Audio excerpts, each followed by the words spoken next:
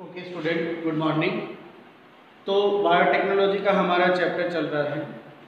उसमें हमने basic biotechnology के बारे में आपको आज ऑनलाइन क्लास के ड्यूरिंग बताया कि बायोटेक्नोलॉजी का जो मेन एम है वो है बायोलॉजिकल फैक्टर्स का कंट्रोल यूज़ करना, बायोलॉजिकल डाइवर्सिटी को कंट्रोल यूज़ करना और by the using technology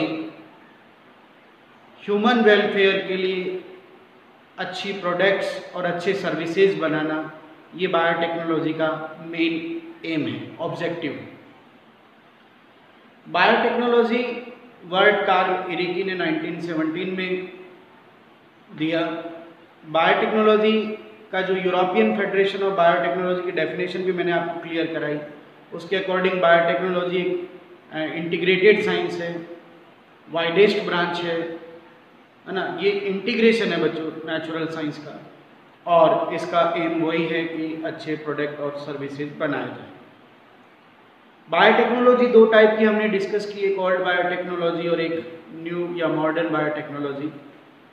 old biotechnology में हम नेचुरल प्रॉपर्टी यूज़ करते थे बायोलॉजिकल ऑर्गेनिज्म की, उसमें कोई मॉडिफिकेशन नहीं करते थे, नेचुरल प्रोडक्शन करते थे, स्मॉल स्केल प्रोडक्शन होता था, कोई पॉलिटिकल, सोशल या इथिकल इश्यूज अराइज नहीं होते थे।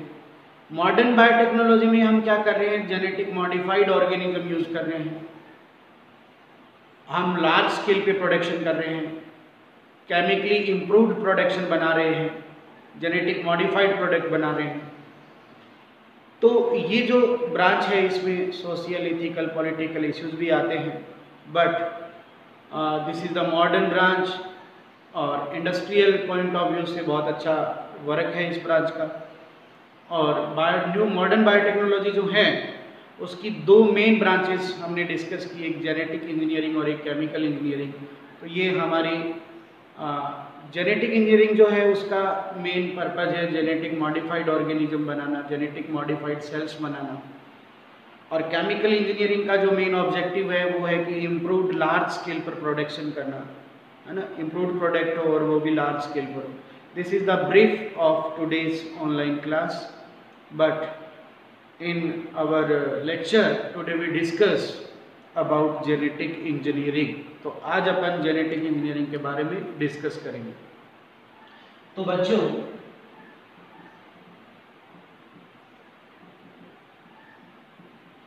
जेनेटिक इंजीनियरिंग जो है उसका ऑब्जेक्टिव मैंने आपको क्लियर कर दिया कि जेनेटिक इंजीनियरिंग का जो ऑब्जेक्टिव है वो है जेनेटिक मॉडिफाइड ऑर्गेनिज्म बनाना। यानी जेनेटिक इंजीनियरिंग की हेल्प से अपन जेनेटिक मॉडिफाइड ऑर्गेनिज्म, इन्हें अपन जीएमओ बोल सकते हैं, जेनेटिक मॉडिफाइड ऑर्गेनिज्म बनाते हैं। यू कैन से कि जेनेटिक मॉडिफाइड सेल भी बनाते हैं, ठीक है ना, और उनका फर्दर यूज अपन जो है वो अच्छे प्रोडक्शन के लिए, इम्प्रूव्ड प्रोडक्शन के लिए करते हैं। तो इंजीनियरिंग क्या होती है बच्चों? इंजीनियरिंग में क्या किया जाता है? चेंज किया जाता है।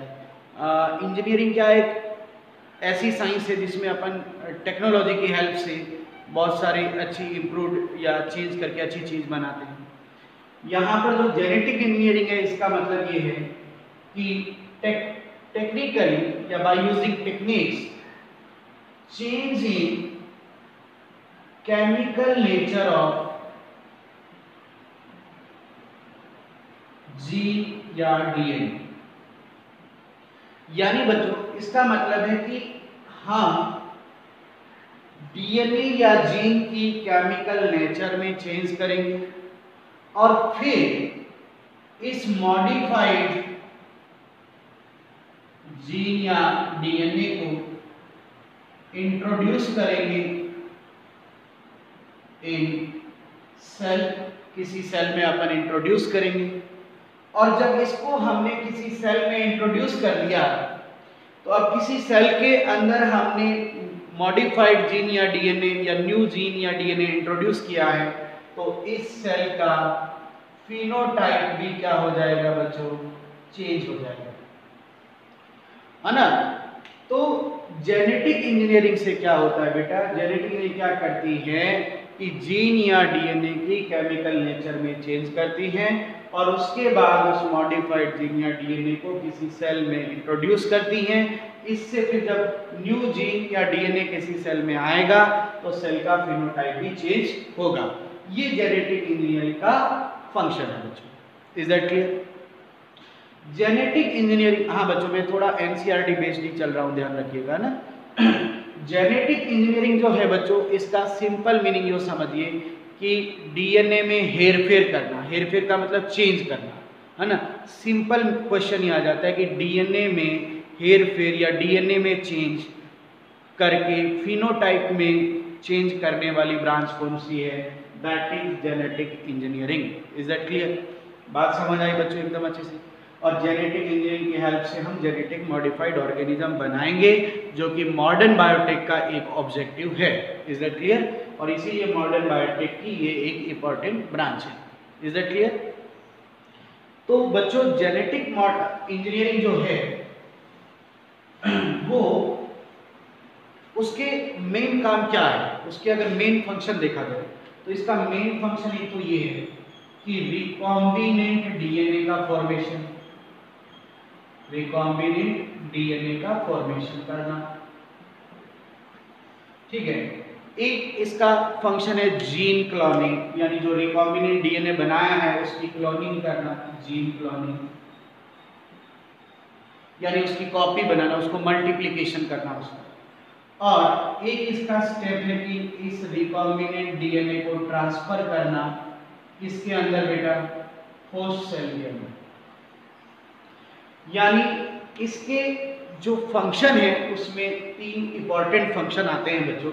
रिकॉम्बिनेंट डीएनए का फॉर्मेशन करना, जीन्स की या रिकॉम्बिनेंट डीएनए की क्लोनिंग करना और जीन ट्रांसफर करना किसके अंदर बच्चों, होस्ट सेल के अंदर। अब अगर बच्चों मैं मोटे तौर पर जेनेटिक इंजीनियरिंग की मेन टेक्नोलॉजी की बात करूं तो जेनेटिक इंजीनियरिंग की जो टेक्नोलॉजी है जिसमें मेन टेक्नोलॉजी जो आती है वो 2 आती हैं। एक रिकॉम्बिनेंट डीएनए टेक्नोलॉजी या इसे आरडीएनए टेक्नोलॉजी भी कहा जाता है, ठीक है ना, रिकॉम्बिनेंट डीएनए टेक्नोलॉजी। और दूसरा है बच्चों इसमें ट्रांसफेक्शन मेथड, यानी ट्रांसफेक्शन का मतलब कि जो रिकॉम्बिनेंट डीएनए हमने बनाया है उसको होस्ट में ट्रांसफर करना। Is that clear? तो समझ आया बेटा जेनेटिक इंजीनियरिंग के मेन फंक्शन क्या है, ये आपको मैं बता रहा हूँ कि इसके जो मेन फंक्शन है वो, उसके फंक्शन में 3 चीजें शामिल हैं। रिकॉम्बिनेंट डीएनए फॉर्मेशन करना, जीन क्लोनिंग करना और जीन ट्रांसफर करना होस्ट के अंदर। और इसकी 2 मेन टेक्नोलॉजी है बच्चों, एक रिकॉम्बिनेंट डीएनए टेक्नोलॉजी और एक transfection method. By using recombinant DNA technology we can form recombinant DNA and by using transfection method, ठीक है ना, we can transfer of any recombinant gene in host cell. Is that clear? तो ये इसकी 2 main technology है, right बच्चों। अब बच्चों सवाल ये है, एक सबसे इंपॉर्टेंट सवाल जो एनसीईआरटी में है वो ये है कि हमें जेनेटिक इंजीनियरिंग की नीड कैसे महसूस हुई, ठीक है ना, हमें जेनेटिक इंजीनियरिंग की रिक्वायरमेंट क्यों हुई, इसकी नीड क्यों हुई, है ना, ठीक है। तो अब देखिए बच्चों क्या था बेटा, क्या इससे पहले कोई जेनेटिक इंप्रूवमेंट का मेथड नहीं था क्या? था, इससे पहले भी जेनेटिक इंप्रूवमेंट का एक मेथड हुआ करता था। तो जो ट्रेडिशनल मेथड था हमारा वो था हाइब्रिडाइजेशन। ये एनसीईआरटी में है, जरा ध्यान रखिएगा, है ना। तो हाइब्रिडाइजेशन मेथड से हम जेनेटिक इंप्रूवमेंट कर रहे थे। तो जेनेटिक इंप्रूवमेंट का ट्रेडिशनल मेथड क्या था? हाइब्रिडाइजेशन था। ये क्वेश्चन एक बार मेडिकल एग्जामिनेशन में भी पूछा गया बच्चों, ध्यान रखना। What is the traditional method for genetic improvement? That is the hybridization. तो ट्रेडिशनल मेथड जो जेनेटिक इंप्रूवमेंट का था वो था हाइब्रिडाइजेशन। लेकिन हाइब्रिडाइजेशन मेथड की कुछ लिमिटेशंस थी, क्या थी वो देखिए। हाइब्रिडाइजेशन में क्या किया जाता था बेटा कि डिजायरेबल जीन के साथ साथ अनडिजायरेबल जीन कॉम्बिनेशन भी आ जाता था। ये दोनों कॉम्बिनेशन इसमें प्रेजेंट होते हैं, यानी जब हाइब्रिडाइजेशन से कोई ऑफस्प्रिंग बना रहे हैं तो डिजायरेबल जीन के साथ साथ अनडिजायरेबल जीन का कॉम्बिनेशन भी आ जाता था। नंबर एक बात। दूसरी बात कि बेटा उसमें डिजायरेबल जीन के एक्सप्रेस होना भी एक चांस फैक्टर था कि डिजायरेबल जीन का एक्सप्रेशन हो सकता है एक जनरेशन में भी हो जाए और हो सकता है उसमें काफ़ी टाइम लग जाए। समझ आई बात? क्योंकि ये तो एक नेचुरल सेक्सुअल प्रोसेस है, तो पता नहीं कि जीन एक्सप्रेस होगा कि नहीं होगा, कब डिजायरेबल कॉम्बिनेशन आएगा, कब डिजायरेबल कॉम्बिनेशन नहीं आएगा।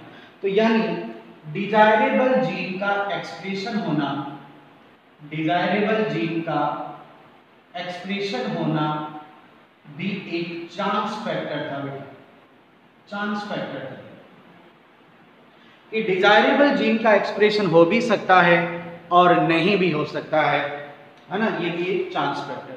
Is that clear? तीसरा लिमिटेशन ये भी था बच्चों कि स्टेबिलिटी को लेकर भी था कि एक बार अगर डिजायरेबल जीन कॉम्बिनेशन आ गया तो नेक्स्ट जनरेशन में वो वापस सेग्रीगेट हो सकता है, वापस वो ब्रेक हो सकता है, क्योंकि यहाँ पर मेंडल का लॉ लगेगा, लॉ ऑफ सेग्रीगेशन, क्योंकि जीन सेग्रीगेशन होता रहता है ना। तो यहाँ पर आप ये भी बता सकते हैं कि डिजायरेबल कॉम्बिनेशन जो है, डिजायरेबल जीन कॉम्बिनेशन है, उसका सेग्रीगेशन भी हो सकता है, सेग्रीगेशन भी हो सकता है इन नेक्स्ट जनरेशन। यानी हो सकता है कि वो अगली जनरेशन में हमें ना मिले, है ना। तो ये कई सारी लिमिटेशन और ये बहुत ही टाइम कंज्यूमिंग प्रोसेस है। मैं कह रहा हूँ ना कि डिजायरेबल जीन का कॉम्बिनेशन हो सकता है आपको एक जनरेशन में मिल जाए और हो सकता है आपको ना मिले। तो ये एक ट्रेडिशनल मेथड था जिसकी बहुत सारी लिमिटेशन थी और डिजायरेबल जीन के साथ साथ हमें अनडिजायरेबल जीन का कॉम्बिनेशन भी लेना पड़ता था। तो एनसीईआरटी का टॉपिक है, तो ये क्वेश्चन ऐसे आ सकता है आपके। एक तो ये पूछा जा सकता है कि what is the traditional method of genetic improvement, तो इस सिंपल छोटा क्वेश्चन आएगा तो आपको लिखना है हाइब्रिडाइजेशन। दूसरा ये कि what is the limitation of hybridization in genetic improvement, so you write 3 limitation of hybridization in your answer. And the last question is कि why we need genetic engineering to overcome hybridization. Hybridization को overcome करने के लिए, hybridisation method को reduce करने के लिए हमें जेनेटिक इंजीनियरिंग की ज़रूरत क्यों है।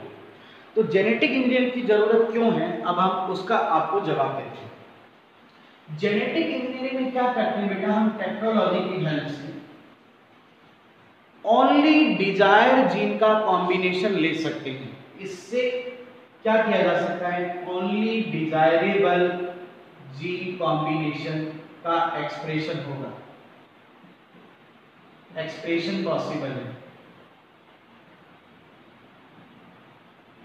राइट। और नो चांस फैक्टर, ऐसा भी नहीं है कि चांस फैक्टर है, क्योंकि हम इंप्रूव टेक्नोलॉजी की हेल्प से डिजायरेबल जीन कॉम्बिनेशन का एक्सप्रेशन ले सकते हैं, है ना।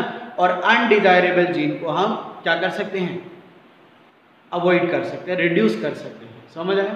तो जेनेटिक इंजीनियरिंग इसलिए बेहतर है किससे, हाइब्रिडाइजेशन से। तो ये आपका वो आंसर हो जाएगा, ठीक है। तो ये एनसीईआरटी के पैराग्राफ में, इसलिए मैंने आपको सबसे पहले ये बात सॉल्व करा दी।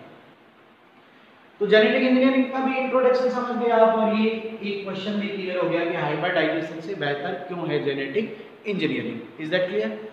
अब बेटा इससे पहले कि मैं जेनेटिक इंजीनियरिंग आगे डिस्कस करूं, मैं एक आपको इस पूरे चैप्टर का एक बेसिक, एक क्या कह रहा हूँ, एक बेसिक आपको ओवरव्यू देना चाह रहा हूँ, है ना।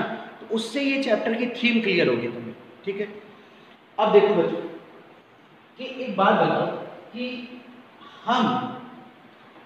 हमें एक इम्प्रूव्ड लार्ज स्केल प्रोडक्शन करना है, ठीक है। हमारा क्वेश्चन आज का यही है, आज का ऑब्जेक्टिव हमारा यही है कि किसी बायोलॉजिकल फैक्टर से हमें इम्प्रूव्ड और लार्ज स्केल पर प्रोडक्शन करना है, तो हम क्या टेक्निक्स फॉलो करेंगे, ठीक है। सो आइए अपन उसी की बात करते हैं। तो बच्चों सबसे पहले क्या करेंगे, सबसे पहले हम डिजायरेबल जीन का या डीएनए का आइसोलेशन करेंगे। आइसोलेशन से पहले आइडेंटिफिकेशन होगा इसका,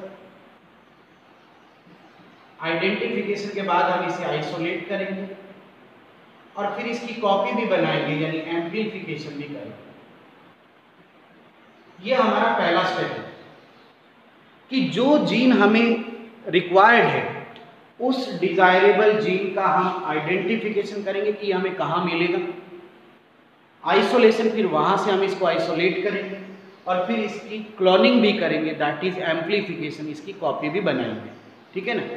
अब आपके मन में क्वेश्चन ही क्वेश्चन में छोड़ रहा हूँ कि सर कैसे आइडेंटिफिकेशन करेंगे, कैसे आइसोलेशन करेंगे और कैसे एम्प्लीफिकेशन करेंगे। तो यही तो इस चैप्टर में हम आगे डिस्कस करेंगे। Is that clear? तो ये हमारा पहला स्टेप हुआ कि नहीं हुआ। सपोज करो आपको ह्यूमन के लिए इंसुलिन बनाना है, तो आपका पहला टारगेट क्या होगा? पहला टारगेट ये होगा कि हम इंसुलिन बनाने वाले जीन को आइडेंटिफिकेशन करें। जब हमें आइडेंटिफाई हो गया कि ये पेनक्रियाज की बीटा सेल में मिलेगा, तो अब हम उसको वहाँ से आइसोलेट करना है और आइसोलेट करने के बाद हम चाहेंगे कि इसकी मल्टीपल कॉपीज बने, जिनको फर्दर हम जीनोमिक लाइब्रेरी उसकी बना सके और फर्दर हम उसको यूज़ कर सकें, तो उसका एम्प्लीफिकेशन भी किया जाएगा। Is that clear? तो ये एक एग्जांपल से समझे आप ये बात। तो डिजायरेबल जीन आपकी बुक में इसके और भी नाम मिल सकते हैं, तो मैं वो भी क्लियर करा दूं। इसे एलियन जीन भी बोलेंगे, इसे ट्रांस जीन भी बोलेंगे, इसे फॉरेन जीन भी बोलेंगे। सो ये इसके अलग अलग नाम हैं, अलग अलग रेफरेंस, अलग अलग टर्म यूज करता है, एलियन जीन, ट्रांस जीन या फॉरेन जीन, राइट। तो ये इसका अलग नेम है। खैर पहला स्टेप आपको समझ आ गया। अब देखो बच्चों कि ये जीन हमने ले लिया, इस जीन को हमें किसी होस्ट सेल में डालना है। ये होस्ट सेल, ये जीन हमें इस होस्ट सेल में ट्रांसफर करना है। तो क्या इस जीन को डायरेक्ट ट्रांसफर कर दिया जाए? चलिए आपकी बात मान लेते हैं कि सर डायरेक्ट ट्रांसफर कर दिया जाए। तो अब हम इस जीन को डायरेक्ट ट्रांसफर करेंगे। तो जब हम इस जीन को डायरेक्ट ट्रांसफर करेंगे तो ये होस्ट सेल का क्रोमोसोम है, ये होस्ट क्रोमोसोम है। तो इस जीन को अगर हम डायरेक्ट ट्रांसफर करेंगे तो ये जीन इस होस्ट में जब आएगा तो इसका एक्सप्रेशन, इसकी क्लोनिंग नहीं होगी। क्यों नहीं होगी? क्योंकि इसके पास ओरिजिन साइट नहीं है। रेप्लिकेशन के लिए, ट्रांसक्रिप्शन के लिए, ट्रांसलेशन के लिए जो ओरिजिन साइट है वो इसके पास नहीं है। तो ये एक्सप्रेस नहीं होगा। एक्सप्रेस नहीं होगा तो फिर हमारे क्या काम का है? कोई प्रोडक्ट ही नहीं बनेगा। तो अगर हम डायरेक्ट जीन ट्रांसफर करते हैं तो इस जीन के पास तो ओरिजिन साइट नहीं है, इसलिए इसका एक्सप्रेस होना इस बात पर डिपेंड करेगा कि ये होस्ट सेल की क्रोमोसोम की जो ओरिजिन साइट है उसके साथ इंटीग्रेट हो। तो अगर ये जीन इंटीग्रेट हुआ with origin site of host chromosome तो इसका एक्सप्रेशन हो जाएगा। तो ये जीन क्लोनिंग भी कर लेगा, एक्सप्रेशन भी कर लेगा। बट इफ नो इंटीग्रेशन, अगर इंटीग्रेशन नहीं हुआ, इफ नो इंटीग्रेशन, अगर इंटीग्रेशन नहीं हुआ तो फिर बेटा इसका एक्सप्रेशन भी नहीं होगा। ये बात समझ लेना। तो यानी डायरेक्ट जीन अगर हमने ट्रांसफर किया तो उसकी लिमिटेशन है कि अगर वो इंटीग्रेट हो गया तो एक्सप्रेस हो जाएगा, और अगर वो इंटीग्रेट नहीं हुआ तो एक्सप्रेस नहीं होगा। Is that clear? तो बताइए क्या डायरेक्ट जीन ट्रांसफर की रिस्क ली जाए? ऑब्वियसली मुझे पता है कि आपका जवाब है नो सर, क्योंकि ये बहुत कॉस्टली प्रोसेस है आप नहीं चाहेंगे कि कोई रिस्क फैक्टर इसके अंदर हो या कोई चांस फैक्टर हो, है ना। तो चांस फैक्टर तो हाइब्रिडाइजेशन में ही था और चांस फैक्टर को ही तो हम अवॉइड कर रहे हैं, तो फिर डायरेक्ट जीन ट्रांसफर तो करना उचित में नहीं समझता। तो इसके लिए हमें एक ऐसा सोर्स चाहिए, ऐसा वेक्टर चाहिए जो हमारे जीन को होस्ट में ले जा सके और वहां जाकर उसका एक्सप्रेस भी करवा सके, है ना, विदाउट एनी रिस्क। यस, तो फिर बच्चों दूसरा स्टेप आता है, वो आता है बच्चों वेक्टर डीएनए का सिलेक्शन। क्या आता है बच्चों? वेक्टर डीएनए का सिलेक्शन, सिलेक्शन करना, फिर इसको आइसोलेट भी करना है। This is second step, vector DNA का सिलेक्शन और isolation. Now what is vector DNA? Vector DNA we can obtain from bacteria, bacteria से ले सकते हैं, जिसको प्लाज्मिड कहते हैं, वो एक्स्ट्रा क्रोमोसोम है बैक्टीरिया का, प्लाज्मिड। या आप यीस्ट से ले सकते हो, प्लाज्मिड आपको यीस्ट से भी मिलेगा। इसके अलावा आप बैक्टीरियोफेज का डीएनए भी ले सकते हो, जैसे लैम्डा डीएनए है, M13 डीएनए, बैक्टीरियोफेज का डीएनए भी आप यूज कर सकते हैं एज ए वेक्टर। इसके अलावा आर्टिफिशियल वेक्टर भी यूज किए जाते हैं, है ना, आर्टिफिशियली बनाए भी जाते हैं, लाइक कॉस्मिड है, फेजमिड है, ठीक है, यैक, बैक, मैक, ये सब आर्टिफिशियल वेक्टर्स हैं। तो ये हमारा वेक्टर में पूरा टॉपिक आएगा बेटा, अभी मैं फिलहाल स्टेप्स बता रहा हूँ। तो वेक्टर डीएनए का सिलेक्शन और आइसोलेशन, ठीक है ना, पहले सेलेक्ट करना पड़ेगा, तो हर एक वेक्टर हर एक होस्ट के लिए नहीं होगा। तो वेक्टर डीएनए आप होस्ट के बेस पर लेंगे, है ना, कि ऐसा डीएनए जो इस होस्ट में सरवाइव कर सके, ग्रोथ कर सके, एक्सप्रेस हो सके, वो वेक्टर यहां लेना है ना। तो अगर बैक्टीरियोफेज का वेक्टर ले रहे हो तो फिर उसका होस्ट बैक्टीरिया ही होना चाहिए, क्योंकि बैक्टीरियोफेज अटैक किस पर करता है? बैक्टीरिया पर करता है ना। तो होस्ट स्पेसिफिक आपको वेक्टर लेना, और एक आपका जीन साइज, है ना, कि आपका जो जीन है वो इस वेक्टर में फिट भी हो सके, है ना। अभी क्या है, ये वो ऑटो वाला जा रहा था, मैंने हाथ लगाया, भाई भाई रुकना, बोले रुका, मैंने कहा, बोला क्या काम है, मैंने कहा एक भैंस लेके जानी है, तो उसने 4-5 सुना दी मेरे को। वही बात है ना कि मैंने ये देखा ही नहीं कि यार ऑटो ह्यूमन बींग्स के लिए, उसमें वे भैंस कैसे डाल के लेके जाओगे, समझ आ रही है। तो जो वेक्टर है वो आपके जीन साइज के अकॉर्डिंग लिया जाता है, कि इसमें जीन साइज फिट हो सके, एक तो इसके बेस पर और एक होस्ट के बेस पर, कि वो उस होस्ट में जिसमें आप उसे भेज रहे हैं वहां पर वो एक्सप्रेस हो सके। समझ आई ना भाई? क्लियर हुआ एकदम अच्छे से? यानी ये गाड़ी है बच्चों, गाड़ी में सवारी भी फिट आनी चाहिए, सवारी है, और गाड़ी टारगेट प्लेस पर जानी भी चाहिए, ऐसा नहीं कि रास्ते में रुक जाए। समझ आई बात? तो vector selection on the basis of host and on the basis of desired gene. Is that clear?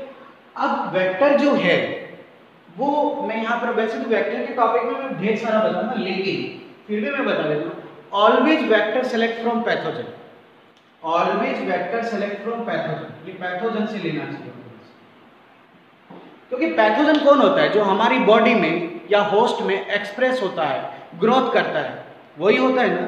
तो अगर हमने पैथोजन का डीएनए लिया है तो ऑब्वियस बात है वो होस्ट में जाकर क्या करेगा? ग्रोथ करेगा, एक्सप्रेस होगा, और हम भी यही चाहते हैं कि ये वहां पर जाके ग्रोथ करना चाहिए। ये ग्रोथ करेगा तभी हमारा जीन ग्रोथ करेगा। So always vector select from pathogen. Yes yes, आपका क्वेश्चन है सर ये तो डिजीज फैलाएगा। नहीं, हम इसका जो डिजीज वाला पार्ट है वो कट कर देंगे और उसकी जगह हमारा जीन डालेंगे। जैसे कि सपोज करें ये वेक्टर है, ठीक है, इसका एक पार्ट है टीडीएनए। टीडीएनए ये वो पार्ट है जो ट्यूमर कॉज करता है, यानी डिजीज कॉज करने वाला पार्ट क्या है? टीडीएनए। तो अब हम क्या करेंगे? इस टीडीएनए को कट कर देंगे, इस टीडीएनए को कट कर दिया हमने, डिजीज वाला पार्ट कट कर दिया, और इसकी जगह हम हमारा जीन जोड़ देंगे। ये लो, अब डिजीज भी नहीं होगी और ये ग्रोथ भी करेगा, है ना। तो इस तरह के वेक्टर को कहते हैं डिसआर्म्ड वेक्टर। डिसआर्म्ड वेक्टर हम यूज करेंगे। डिसआर्म्ड का मतलब कि भाई इसकी जो डिजीज करने वाली आर्म है, डिजीज करने वाला फ्रेगमेंट है, डिजीज करने वाला मॉड्यूल है, वो तो हमने कट कर दिया है, दैट इज डिसआर्म्ड, और उस जगह हमने हमारा जीन वहां पे डाल दिया। Is that clear? तो बच्चों वेक्टर लेने का आपको क्या फायदा हो जाएगा? आइए उसकी बात करते हैं। वेक्टर लेने का क्या एडवांटेज है? तो वेक्टर जो होता है बच्चों उसमें ओरिजिन साइट होती है, वेक्टर के अंदर ओरिजिन साइट होती है, ऑटोनॉमस रेप्लिकेशन करता है ये, ऑटोनॉमस एक्सप्रेशन करेगा ये, ऑटोनॉमस क्लोनिंग करेगा, बिकॉज इसकी ओरिजिन साइट है। तो अब अगर हमने इस वेक्टर में हमारा जीन डाल दिया है, ये हमारा जीन डाल दिया है, और इस वेक्टर में क्या है? ओरिजिन साइट है। अब अगर हम इसको होस्ट में डालेंगे तो इसको होस्ट में, होस्ट क्रोमोसोम के साथ इंटीग्रेशन की कोई जरूरत नहीं है, बिकॉज इसकी सेल्फ ओरिजिन साइट है। अगर डायरेक्ट जीन ट्रांसफर करते हैं तो उसमें इंटीग्रेशन करना पड़ेगा, जबकि इसमें इंटीग्रेशन की कोई जरूरत नहीं है, बिकॉज इसकी सेल्फ ओरिजिन साइट है ना। तो ये अपना सेल्फ ओरिजिन साइट रखता है, इसलिए ये ऑटोनॉमस क्लोनिंग करेगा, क्लोनिंग भी करेगा और एक्सप्रेशन भी करेगा। नो नीड ऑफ इंटीग्रेशन, इसको यहां इंटीग्रेशन की कोई जरूरत नहीं है, नो नीड ऑफ इंटीग्रेशन। तो बताइए आपका चांस फैक्टर या रिस्क फैक्टर नहीं है ना, क्योंकि अगर वेक्टर में आपका जीन है तो फिर वो एक्सप्रेस होगा ही होगा, क्योंकि वेक्टर के पास ओरिजिन साइट है, बशर्ते कि आपने वेक्टर का सिलेक्शन सही तरीके से किया है। Is that clear? तो वेक्टर कौन होता है बच्चों? अब देखो वेक्टर कौन होता है? वेक्टर वो होता है जो डिजायर जीन को अपने साथ इंटीग्रेट करता है और फिर उसे होस्ट सेल में ले जाता है और फिर उसे होस्ट सेल में एक्सप्रेस करवाता है। वेक्टर डीएनए की डेफिनेशन आ रही है, देखो एग्जाम में क्या लिखोगे? Vector DNA having self origin site, so can autonomous cloning and expression in host. Vector DNA integrate to desired gene and vector DNA transfer to desired gene in host cell and vector DNA जो है वो इस gene के expression और cloning में भी help करवाता है होस्ट के अंदर। Is that clear? और इंटीग्रेशन की अब कोई जरूरत नहीं है। तो ये हो गया बच्चों वेक्टर डीएनए, ठीक है। अब देखो बच्चों, जब वेक्टर डीएनए आ गया है और जीन आ गया है तो अब हम क्या करेंगे? अब देखो ये गाड़ी है और गाड़ी बंद है, पूरी खिड़की विंडो ही नहीं खुली है, तो सवारी कैसे चढ़ेगी? तो अब हमें इसकी विंडो खोलनी है ना। तो अब हम क्या करेंगे? अब हम करेंगे रेस्ट्रिक्शन रिएक्शन। ये हमारा थर्ड स्टेप है। रेस्ट्रिक्शन रिएक्शन क्या होती है कि हम रेस्ट्रिक्शन एंडोन्यूक्लियस एंजाइम यूज करेंगे, रेस्ट्रिक्शन एंडोन्यूक्लियस एंजाइम्स को यूज करेंगे। और ये मॉलिक्यूलर सीजर है। एक न्यूक्लियस एंजाइम होता है, न्यूक्लियस, वो भी डीएनए को कट करता है, और एक रेस्ट्रिक्शन एंजाइम है, ये भी डीएनए को कट करता है। दोनों में क्या फर्क है? न्यूक्लियस नो स्पेसिफिक, वो कहीं से भी काट सकता है, but restriction enzyme specific DNA को काटता है, स्पेसिफिक डीएनए फ्रेगमेंट को कट करेगा ये, है ना। तो इसलिए न्यूक्लियस नहीं लेना है। न्यूक्लियस तो एनीवेयर, न्यूक्लियस कहीं से भी डीएनए को काट सकता है, हो सकता है बेनिफिशियल पार्ट कट जाए, जबकि रेस्ट्रिक्शन एंजाइम केवल स्पेसिफिक डीएनए को ही काटता है।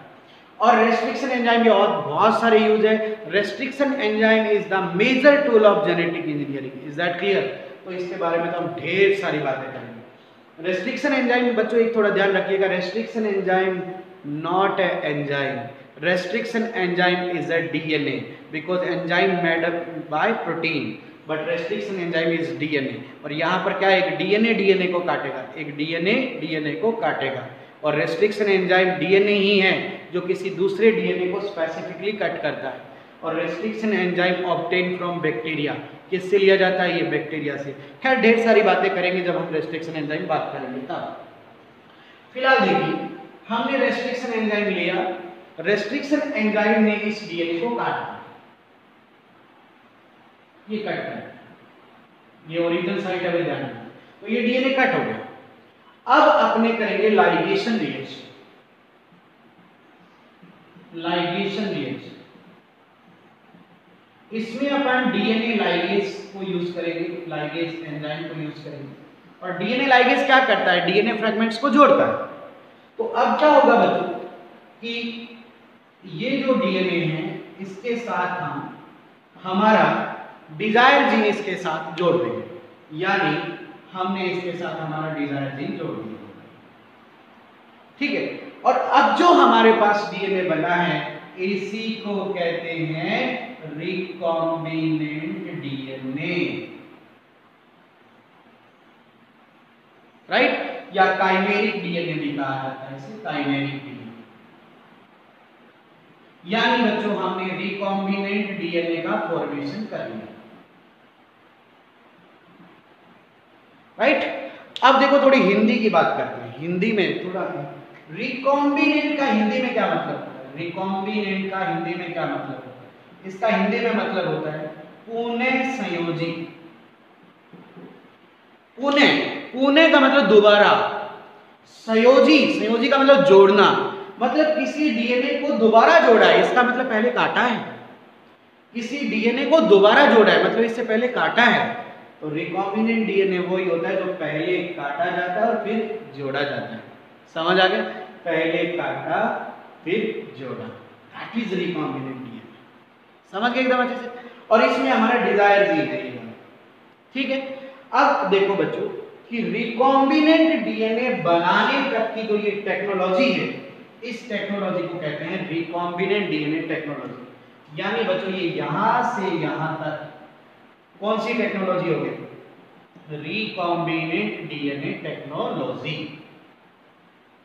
ठीक है। तो रिकॉम्बिनेंट डीएनए टेक्नोलॉजी में क्या क्या देखा आपने, डिजायर जीन को सेलेक्ट किया, वेक्टर को सेलेक्ट किया, अब देखो रफ याद करो, डिजायर जीन लिया, वेक्टर लिया, काटा, लाइगेज से जीन को जोड़ दिया, रिकॉम्बिनेंट डीएनए बना दिया, that is recombinant DNA technology, समझ गए एकदम अच्छे से। तो ये देखो पहली टेक्नोलॉजी भी आपको समझ आई। अब क्या होता है बच्चों इसके बाद, इसके बाद बच्चों क्या किया जाता है वो समझते हैं।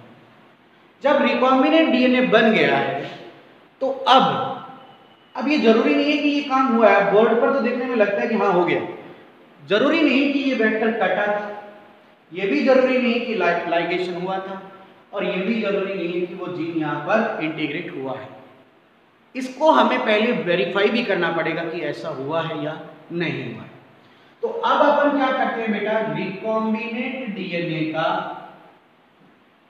क्या करते हैं, आइडेंटिफिकेशन करते हैं, ठीक है ना, कि रिकॉम्बिनेंट डीएनए बना है या नहीं बना, ठीक है ना, इसका आइडेंटिफिकेशन करना है, ठीक है। तो इसके लिए एक्सपेरिमेंट है वो भी मैं आपको कराऊंगा, ठीक है। तो ये अपना हो गया छठा स्टेप। आइडेंटिफिकेशन करने के बाद अगर आपको वो मिल जाता है तो उसका फिर हमें आइसोलेशन या सिलेक्शन भी करना है, ठीक है। अब क्या करना है बच्चों की, जब ये रिकॉम्बिनेंट डीएनए बन गया तो हमें इसको होस्ट सेल में ट्रांसफर भी करना है। तो अब अपन क्या करते हैं, देखो ये होस्ट सेल है, ये होस्ट सेल है, और इसके अंदर हमें इस रिकॉम्बिनेंट डीएनए को ट्रांसफर करना है।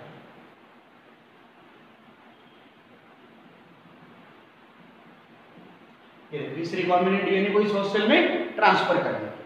तो बच्चों ये हो गया हमारा recombinant DNA transfer in host cell.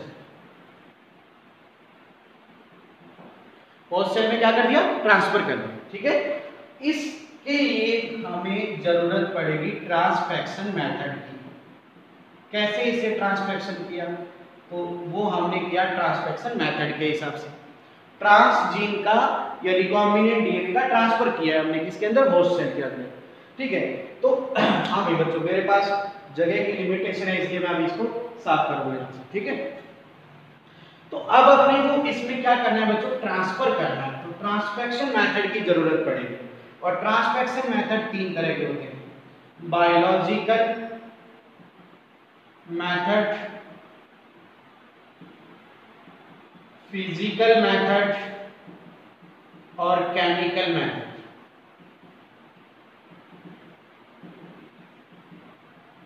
तो इन मेथड के को यूज करते हुए हमने इस जीएनए को इस होस्ट में ट्रांसफर कर दिया। तो अब हमारे पास ये बन गई ट्रांसफॉर्म्ड सेल। क्या बन गई हमारे पास, ट्रांसफॉर्म्ड सेल बन गई है हमारे पास, ठीक है। ट्रांसफॉर्म्ड सेल हमारे पास बन गई, ठीक है। और ये दूसरा मेथड आ गया ट्रांसफेक्शन मेथड। मैंने जेनेटिक इंजीनियरिंग की दो मेन टेक्नोलॉजी बताई थी ना, एक रिकॉम्बिनेंट डीएनए टेक्नोलॉजी और एक क्या बताया था, ट्रांसफेक्शन, ठीक है, और ये हमारे पास ट्रांसफॉर्म सेल बन गई है। अब इसके फिनोटाइप चेंज हो गए हैं क्योंकि इसमें अब एक नया कैरेक्टर भी इस जीन का जुड़ गया है। Is that clear? और यही तो जेनेटिक इंजीनियरिंग का एम था कि किसी डीएनए में चेंज करके उसे सेल में ट्रांसफर करके उसका फिनोटाइप चेंज कर देंगे। Is that clear? यही तो था genetic engineering. Is that clear? अब चलिए बच्चों, अब हम बात करते हैं, आगे बढ़ते हैं। ठीक है, यहां तक समझ आ गया आपसे?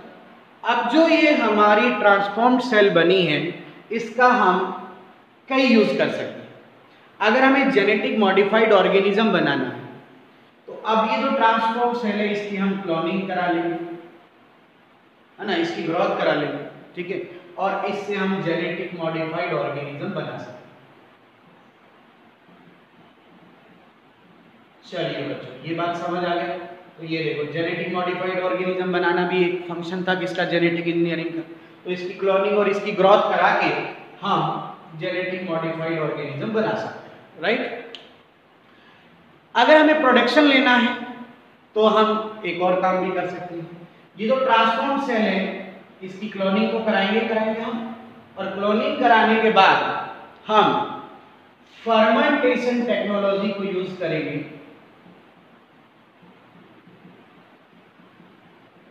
कौन सी टेक्नोलॉजी? फर्मेंटेशन टेक्नोलॉजी यूज करेंगे, जिसमें बड़े बड़े बायोरिएक्टर फर्मेंटर होते हैं और जहां इंप्रूव्ड कंडीशन में, स्टेराइल कंडीशन में, कंटामिनेशन फ्री कंडीशन में लार्ज स्केल पर डिजायर प्रोडक्शन होता है। ठीक है ना, इंडस्ट्रियल प्रोडक्शन हो गया।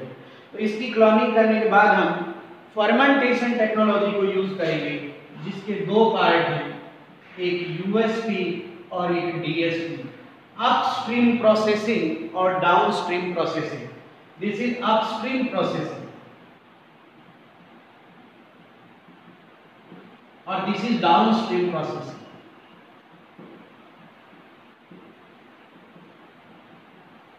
अब देखो, अपस्ट्रीम प्रोसेसिंग क्या होती है? अपस्ट्रीम प्रोसेसिंग का मतलब है प्रोडक्ट का फॉर्मेशन करना, प्रोडक्ट को बनाना, यानी प्रोडक्ट फॉर्मेशन करने तक की जो प्रोसेस है वो अपस्ट्रीम प्रोसेसिंग है। लेकिन उसके बाद प्रोडक्ट का प्यूरिफिकेशन करना, उसको पैकिंग करना, उसको मार्केट में ले जाना, ये वाली जो प्रोसेस है वो डाउनस्ट्रीम प्रोसेसिंग है। Is that clear? तो बच्चों, जो ये प्रोडक्शन की जो टेक्नोलॉजी आई है, ये वाली technology, this is the part of chemical engineering. ये जो आपने आज पढ़ा था ना कि जेनेटिक इंजीनियरिंग मॉडर्न बायोटेक की दो ब्रांच होती है, तो यहां तक का काम है जेनेटिक इंजीनियरिंग का, जेनेटिक मॉडिफाइड ऑर्गेनिज्म बनाने तक का। लेकिन उससे आगे प्रोडक्ट लेना किसका काम है? केमिकल इंजीनियरिंग का।